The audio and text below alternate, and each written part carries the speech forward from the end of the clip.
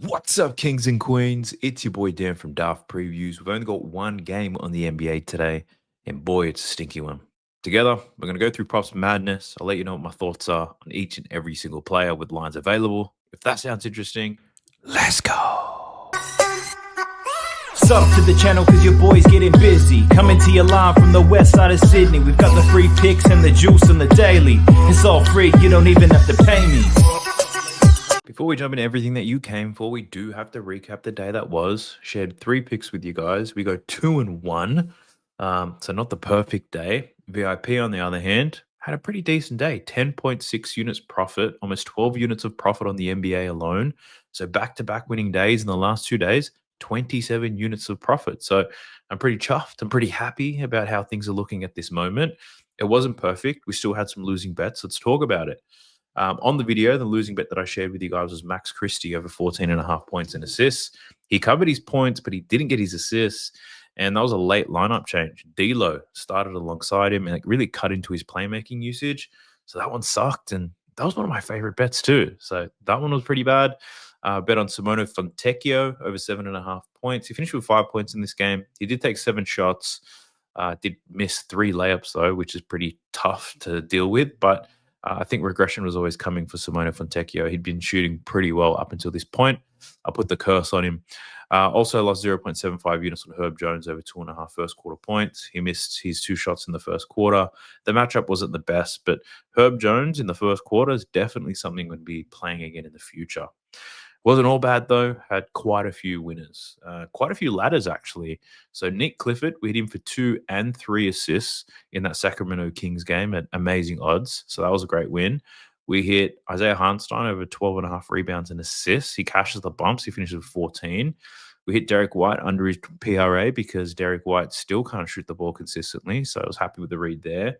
We cashed Isaiah Jackson over 14.5 points and rebounds, but just this line closed all the way at 18.5. So for people who took the bump, unfortunately, no win for you. But what I shared with you guys yesterday was widely available at the time, and we got the win.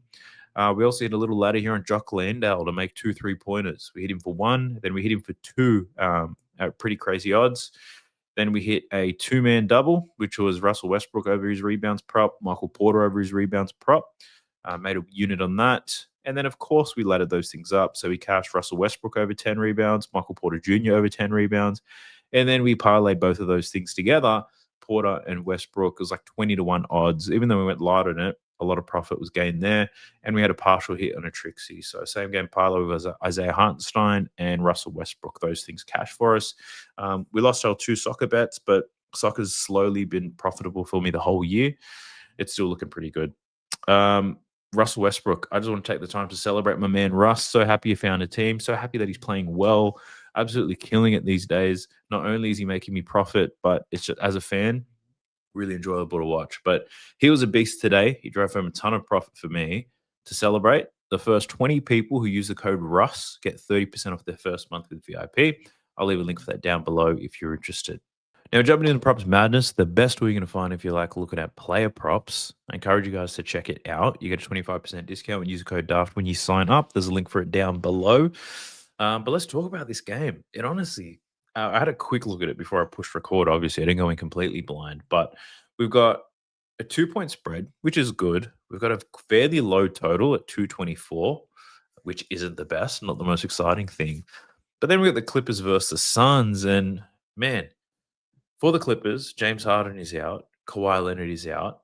So who picks up the usage? That I don't know because we've got no history to tell us that.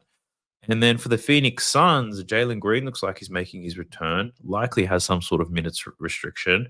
So how his return impacts other people makes this game extremely difficult to bet with confidence. I think a lot of the numbers we may see here might be a little bit, I wouldn't say misleading because the numbers are right, but it's like difficult to expect similar types of performances because you're not going to get similar usage. You're not going to get similar minutes. So you're going to have to use your imagination, I guess. Well, that's what I'm going to have to do. But I don't have any bets down as of yet. We'll go through each player. I'll tell you what I'm thinking.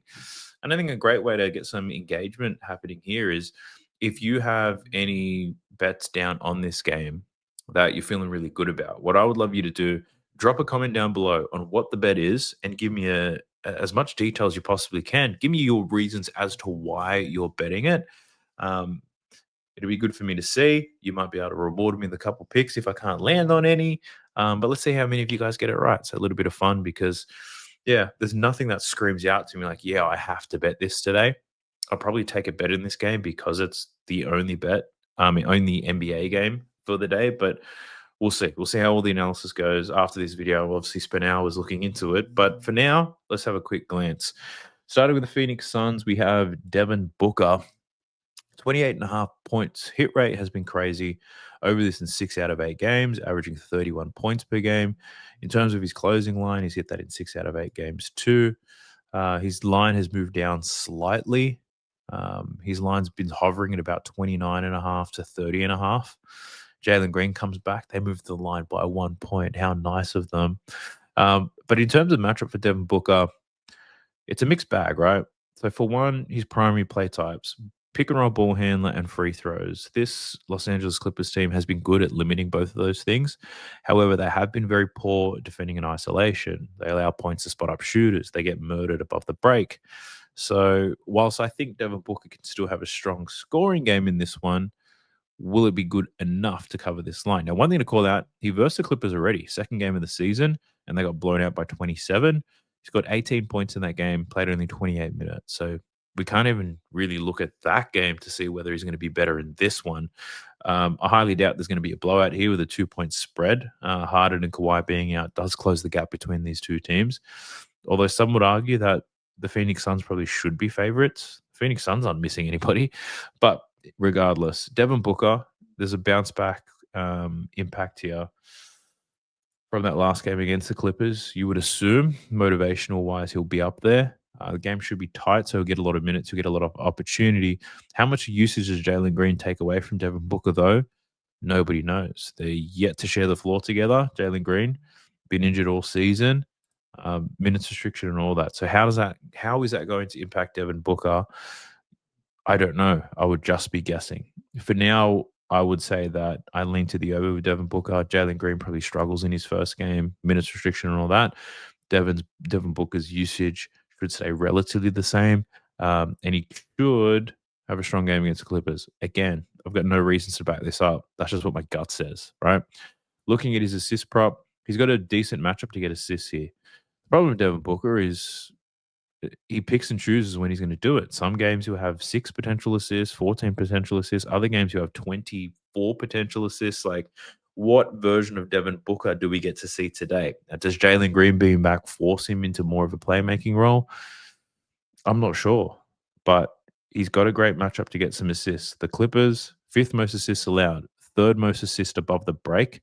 So as I mentioned, the Clippers are poor at defending above the break, but they're good at limiting points to pick and roll ball handlers. What that means is they're typically forcing high usage guys to kick it out to shooters, and they get absolutely smoked. So good matchup for Devin Booker to get some assists.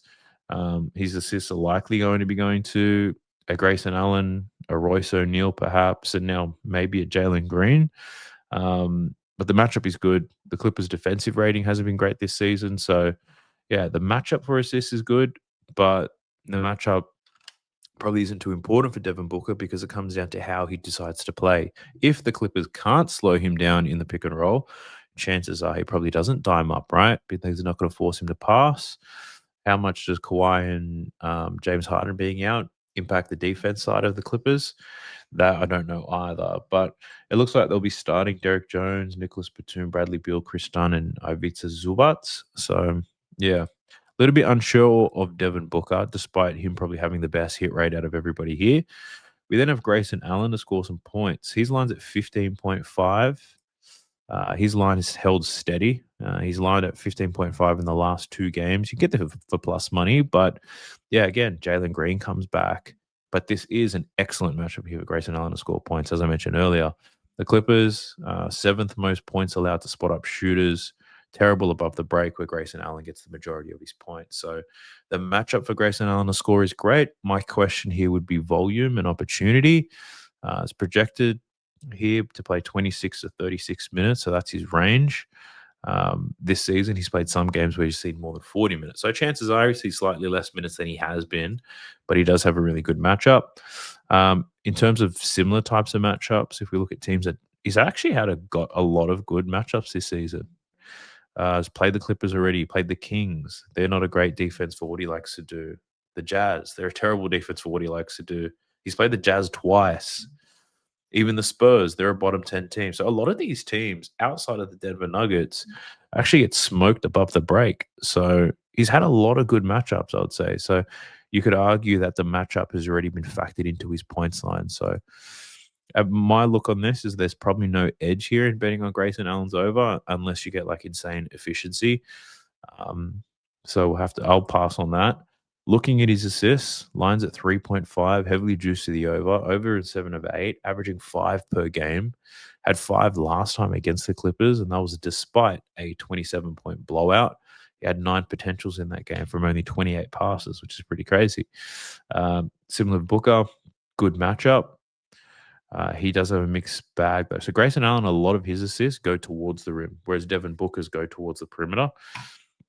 That's an interesting thing to call out because this Clippers team doesn't allow too many assists down low, but they do allow a lot of them at the top. So Grayson Allen over 3.5, the line seems about right, to be honest. So I don't feel like there's an edge there on Grayson Allen getting it or not getting it. So I need to pass on him. Then we got Mark Williams. He's been rocks or diamonds, right? He's going to absolutely obliterate this line or he's not going to get close. He swept free, Mark Williams. And if we take a look at his matchup versus the Clippers, they're better than average when it comes to limiting points to pick and roll. 7th fewest points allowed to putbacks, and the 3rd fewest free throws allowed. He scores 74% of his points right around the basket, and the Clippers are a top 6 team defending that. So safe to say the matchup for Mark Williams is not ideal. It's a difficult matchup for him, but he may see a lot more opportunities in this one. Last time against the Clippers, he played 14 minutes, only a couple games back from an injury, but 14 minutes and he was 1 from 5. So he struggled in that game. So if you're someone, I think the easiest call out to make here is that Mark Williams goes under because he's sucked against the Clippers before and the matchup is difficult, but I don't think it's going to be that easy. So even taking an under on Mark Williams here, the Clippers, again, missing a couple of their star players. Their offense probably going to be clunky. It could result in their defense collapsing a little bit more. So for Mark Williams, might be crazy, but I probably lean to the over because it's just against my normal way of thinking. I think the Suns should win this game, in my opinion, and Mark Williams probably has a lot to do with it. He's surprisingly had a few assists in the last few games. I'd have to check the video to see what's actually happening here because there's been a lot of games where he hasn't even got a potential assist. All of a sudden, 2 and 4 potential assists. So that's interesting. Rebounds, his line's at 9.5. He did have 6 rebounds last time against the Los Angeles Clippers in only 14 minutes. So he did quite well on the boards. The matchup for rebounds, not the best one. The Clippers, 7th fewest rebounds allowed, although they're middle of the pack when it comes to rebounds allowed to centers. Mark Williams was great in that last one. 6 boards in only 14 minutes. Mark Williams probably plays about 25 minutes. Yeah, between 25 and 30 minutes. Or 21 and 30 minutes, really. He is what PropsMadness is telling us. Yeah, I think he can play 25 to 30. So he could potentially double his work rate from the last game. I know that's a lot of hood math, and it's not a good way to cap a game, but he'll be out there long enough to definitely get 10 rebounds. So a period here could be Mark Williams to get a double-double. That might be an interesting player. Plus money for sure. Well, his rebounds at 10 are already plus money. So you put the double-double in there, you might get plus 150, potentially, plus 175. But that's something I might be able to entertain. Jalen Green's lines, 12.5 points, 2.5 assists, 2.5 rebounds. He's going to play probably 20 minutes in this one. I would assume maybe 25. I don't know how he's going to look. We have Colin Gillespie. So he's going to see less minutes than he has been seeing. At one point, he was playing 30 minutes a game. He's projected to play 20 minutes here off the bench. 9.5 points. The games where he's covered 9.5 points, he played a lot more minutes than he's going to be playing today. although he has a good matchup to score points as well, right? Mainly scoring as a spot-up shooter and in transition, although he runs a lot of pick-and-roll sets, not scoring a lot of points out of the pick-and-roll. So matchup good for Colin Gillespie. His three-point line is at 2.5, so the books are expecting him to make at least 2 3-pointers already. So, yeah, I'm not too sure about this one. Assists at 4.5. This is at plus money. Good matchup to get some assists here. It makes sense for Colin Gillespie to still see a lot of minutes, be effective in his 20 minutes, because I believe that in that 20 minutes, he'll be running that point guard spot. He should be able to rack up the potentials in that time. Similar to Booker, matchup great. So Colin Gillespie gets a lot of his assists on the perimeter in the mid-range. So he doesn't get the assist going towards the basket. I'd imagine he gets a lot of assists passing to Devin Booker. That's what this graph tells me anyway. So Colin Gillespie assists at 4.5 plus money. It's interesting. He did have 5 assists last time against the Clippers, only 7 potentials, but did play 28 minutes in that one. So that's not a reason to take it here, but his potential numbers are pretty decent. He doesn't enter the court looking to score. So he might be able to get 8 to 9 potentials in this one, meaning that the line is fair, but the odds could be swayed in our favor here at plus 130. So Colin Gillespie assists. I wouldn't hate betting on that. Rebounds for an undersized guard. I don't even want to entertain looking at that. Then we have Royce O'Neal, 9.5 points. So with Jalen Green coming back, it'd be interesting to see who sits on the bench, who starts on the bench. Is it going to be Royce O'Neal or is it going to be Ryan Dunn? Well, it looks like it could even actually be Grayson Allen, to be honest. He's played a lot of games off the bench too. So it'd be interesting to see how they split the minutes and what they look like. So for Royce O'Neal, he'll probably play 25 to 30 minutes in this one. He's been playing more than 30, but with Green coming back, 30 is a good floor. In terms of scoring, he's got a good matchup. He's only scores in 2 different ways, as a spot-up shooter and out in transition. Both pretty decent matchups here against the Clippers as well. So Royce O'Neal could get there. A lot of his points are really generated from the 3-point line. So his 3-point line is at 2.5, yeah. I was going to say 1.5 would be great, but it's plus money if you take him at 2.5. And he should get volume, probably take 5 or 6 threes here. But yeah, do we have an edge to bet on it? I don't know, because I don't know what they're going to look like. God damn it. Royce O'Neal can get a little bit cheeky when it comes to passing the ball, though. 2.5 assists is his line. It is juiced to the over. Over in 4 out of 8, averaging 3.3. He gets a lot of his assists. It's pretty balanced, actually. Above the break, in the mid-range, and going towards the rim. So his assist line's not overexciting. His rebound line at 4.5 is juiced to the over as well. The matchup for rebounds, it's not the greatest, but again, this Clippers offense is going to look so different without Harden and Kawhi. I don't know how much I could trust the numbers I'm seeing right now. So for Royce O'Neal, it's a wait and see. Then we have Ryan Dunn, 8.5 points. He'll probably see 25 to 27 minutes in this game, I reckon. So a little bit less than what he has been seeing. Scored 6 points against the Clippers last time. He's been covering this line, but yeah, the line he sees today is much lower. So his line in his last game was 9.5, and he finished with 10. Now his line's at 8.5. Has finished on 9 before. Ryan Dunn, spot-up shooter who scores in transition. It's like the majority of people on this Phoenix Suns team, outside of Devin Booker, all have to score all the same way, right? It's like you shoot as a spot-up shooter or you get out and run. No one dribbles the ball but Devin Booker and sometimes Colin Gillespie, I guess. But yeah, Ryan Dunn, he'll get less volume, that's for sure, in this matchup. And he's a little inconsistent with his shooting. So I'd probably lean towards the under, but not with too much confidence. Assists, Ryan Dunn, we don't bet on his assists. Rebounds, 4.5 boards for Ryan Dunn. I guess when I think about it, right, you've got to think about who's going to be getting the usage for the Clippers. You'd have to think it's Bradley Beal and Zubats. Probably see a big chunk of the usage. I highly doubt Ryan Dunn's going to be defending Bradley Beal. doesn't make sense to do so. So Ryan Dunn could, really be in a position to get boards because he's not going to bet defense Zubats either. So Ryan Dunn over 4.5 rebounds. Looks like a decent look. Got 5 rebounds last time against them in only 17 minutes, but a lot of it was on the offensive end. So this is just a lean for Ryan Dunn. I think there could be some value on some of the bench guys, to be honest, but we'll see when we get there. Let's talk about the Clippers props. We do have John Collins. His points line's at 17.5. So he's gone under this line in every single game this season. What I'm looking at here is the closing lines to see, is he valued by the market or not? So his closing line is usually about 12 to 13 points is where he's normally sitting. Now he sees tremendous opportunity. But despite everybody being out, this is how bloody wild this is. John Collins has the highest points line with Zubats at 17.5. John Collins is still going to come off the bench. So, he's going to see. He's definitely going to see more usage and more opportunities, right? That's for sure. I don't think this is such a bad line, the 17.5.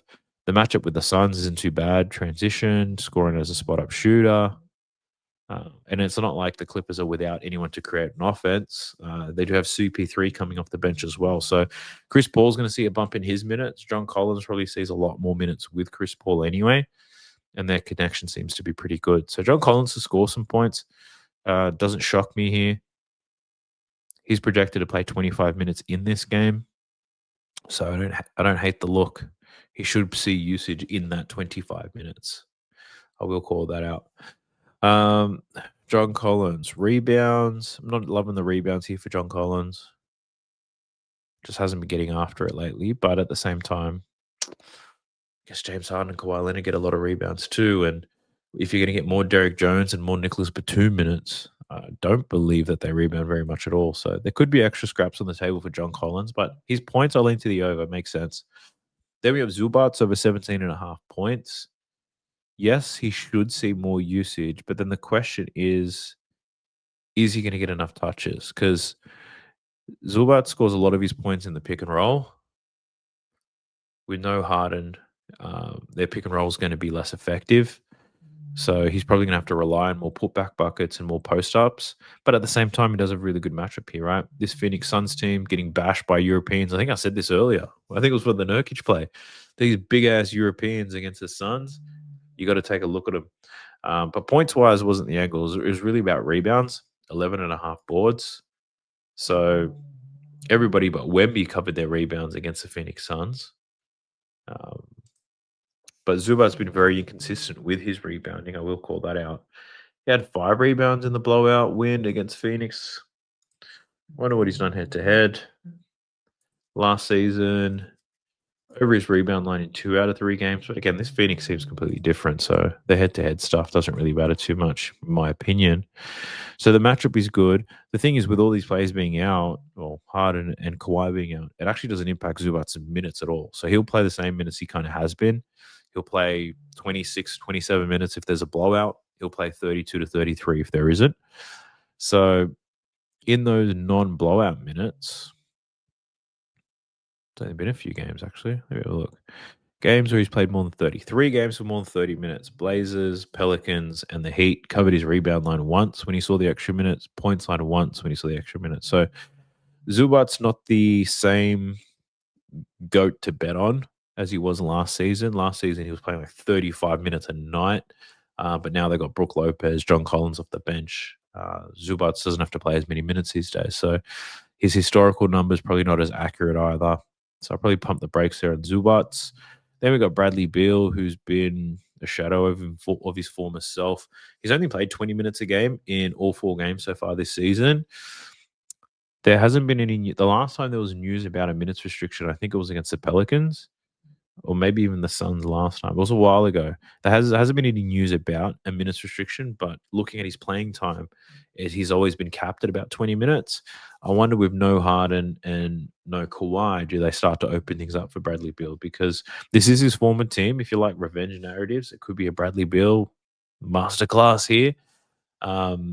I don't think he's as bad as a basketball player as his numbers look. His usage is just extremely low. His average usage rate is 18%. So in that last game against Miami, he had a 24% usage rate. He shot 63% from the field, did miss both of his free throws, and he got it done. So I think if Bradley Beal's on a 20-minute restriction, I'd say this line is probably it's right. He should perform better than he has been because he's going to see more opportunities. But if there is no minutes restriction, then Bradley Beal should absolutely obliterate this, in my opinion. Looking at his assists and rebounds, we're going to see the same thing. High lines because he's going to see more opportunities than he's ever had so far this season. So it's a hard one to bet into. Then we've got Bogdanovic. His line's at 11.5.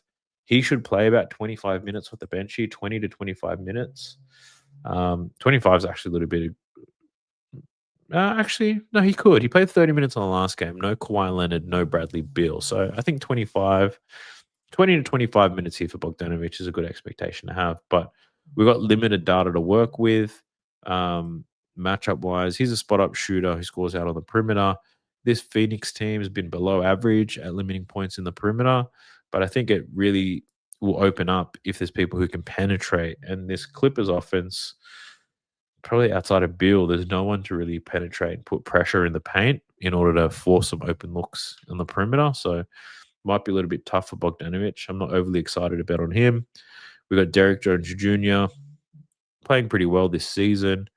Line at 11.5. So even his line's gone up. This is the highest line he's had all year. So despite already averaging 11.4 points per game, where he's covered this line, pretty well in 5 games, this is still the highest line that Derek Jones has had all season. So and that's purely because they're expecting more shots to go around. What I question here is, and I'll have to research this later, is like how many of Derek Jones's points are generated from James Harden or even Kawhi Leonard in terms of they create chaos, get double teamed, or create an open shot for Derek Jones Jr. So I'd be interested to look at those numbers.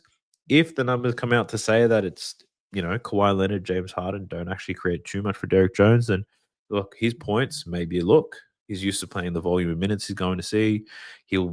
Might see more opportunities just like everybody else. The line moving by 1 point might not be high enough. So Derek Jones Jr. could be an interesting one. His rebounds don't overly excite me here.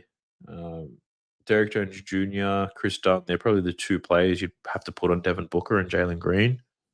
So I doubt he's going to be in a good position to get rebounds, although one of the times he did hit it this season was against the Phoenix Suns. And assists, have to be crazy to have an angle on his assists, right? 2 assists. I don't think he's creating for nobody. You just really have to get lucky in transition. Then you have Chris Dunn. Chris Dunn, I'm going to call this out here. Chris Dunn probably plays more than 30 minutes. The projections have him at 35. I think that's a little bit crazy. But 25 to 35 minutes, he's going to log a lot of time here, Chris Dunn, but it'd be interesting to see what his role is. Because normally he's just a guy who camps in the corner. Camps above the break, operates as a spot-up shooter. That's where 60% of his points come.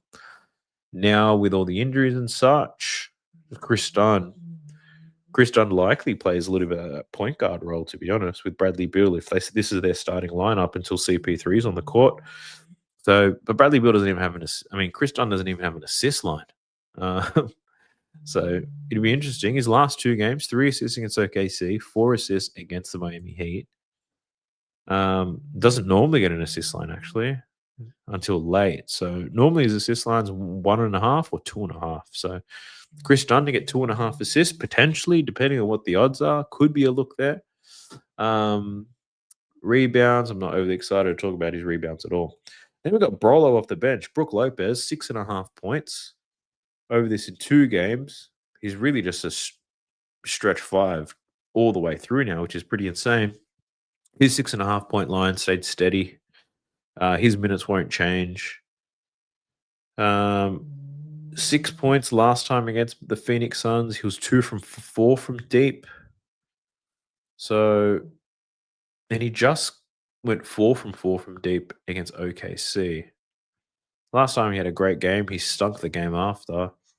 His 3s lines at 1.5 at plus money. So you can take 2 3s for plus money or 6.5 points at minus 110, even though, look at this, 83% of his points come from the 3-point line, which is wild. Because you could cash 2 threes and still go under the 6.5 points, which is pretty interesting. I'm thinking... No, that would. I was thinking, what would the odds be if I pick Brook Lopez to make 2 3-pointers but still go under 6.5 points? Because then you're pretty much picking his exact score of 6 points, which is only done once this season. But anyway, I'm just thinking out loud here. Brook Lopez, I'm not overly excited about his props because he's not going to see any extra minutes or anything like that. He'll take some threes. Will he make them? It's purely variance. It comes down to luck. It's not even the read. Then we've got CP3 off the bench. CP3's got some high lines. 6.5 points. He's gone under this in every game this season. He's covered his closing line only once this season. So not looking to score very much when he's on there. But Chris Paul probably sees 25 minutes in this game. More minutes, more opportunities. The assists are very interesting. The line's at 6.5. The only time he's covered that was when he had 8 assists last time against the Phoenix Suns. He saw 20 minutes, which is a lot more than he normally gets because it was a 27-point blowout and the Suns were just rolling them. So this game's expected to be tight, although Chris Paul's expected to play 25 minutes. It'd be interesting. I was going to do some hood math. Actually, fuck it. Let's do some hood math. This is the last player anyway. Let me just get my calculator out because I can't do mathematics in real life. I need to use a calculator. It's been, oh my gosh, I can't believe it's been like 20 years since I was in school. I'm starting to feel it. So Chris Paul, averaging 3.9 assists so far this season. He's playing 13 minutes per game. He's projected for 25. So based on my hood math, breaking down Chris Paul's assists per minute, we're looking at 7.2 assists as an output. But then what I would need to check is what is his assist rate without Kawhi and James Harden, or how many of his assists actually go to James Harden or Kawhi Leonard. I doubt it'd be too many given he's running the second unit. So Chris Paul to go over his assists could be an okay look. It could be. The matchup against the Phoenix Suns isn't too bad. 7th most assists allowed, 7th most assists above the break, bottom 10 defensive rating, 10th most assists allowed to guards. So it could be an interesting one there for Chris Paul. I will call that out. But yeah, his potentials, his like assist to potential assist ratio is actually pretty good. But yeah, it's just a lean for now. I do lean to the over. But man, what a stinky game to have to bet on. Well, you don't have to bet on it, right? That's what I'm telling myself anyway. But that's a wrap on today's video, gang. I hope you enjoyed it. Like the video, subscribe to the channel, help your boy grow. And as I mentioned at the top of the video, I don't have any bets down right now. I likely will before this game starts, but help me out here. Drop me a comment down below. Explain what bet you're taking and the reasons why. If you use PropsMadness and the terms in there, it will make it easier for me to research the bet too. But I'd love to hear your rationale behind it. And if any of you guys leave some great picks down there and I choose to follow it because I support the reasoning, I'll be 100% sure to call you out in the next video. So get amongst it, lads. I'm sure we've got a much bigger slate after this. Let me double check. After this slate, we've got a massive slate, a huge Friday for you guys in the US, far out. So I might as well start researching that slate now because that one's a big one. But I'll catch you guys in the next video. I appreciate y'all. Peace. Sub to the channel cause your boy's getting busy. Coming to your line from the west side of Sydney. We've got the free picks and the juice on the daily. It's all free, you don't even have to pay me.